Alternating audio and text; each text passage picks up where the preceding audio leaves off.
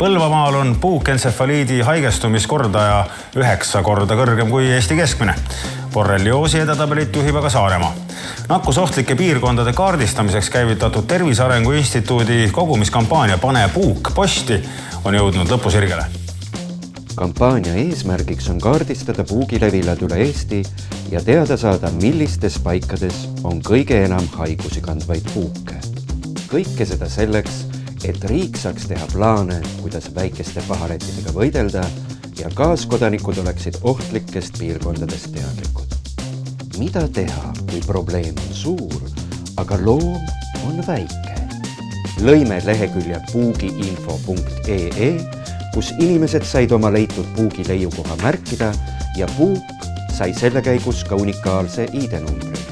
Seejärel palusime inimesel saata see postiga Tervise Arengu Instituudile ja kindlasti panna kirjaga kaasa ka verivärske ID-number.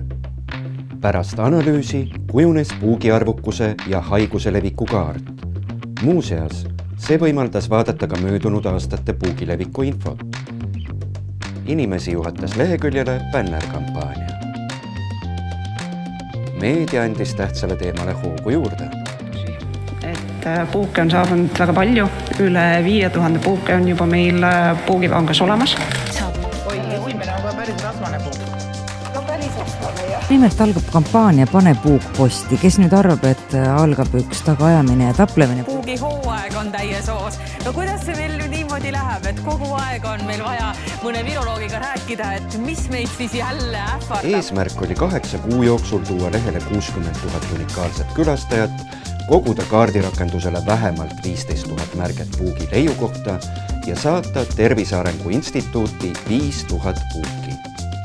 Inimesed võtsid asja tõsiselt ja muudkui postitasid. Nii läks kõigest 3 kuud ja eesmärk saigi täidetud. ERR-i portaal valis Pane puuk posti kampaania abil valminud teadustöö 2020. aasta üheks tähtsaimaks teadussündmuseks. Täname kõiki, kes puugi panid posti läbi postikasti luugi.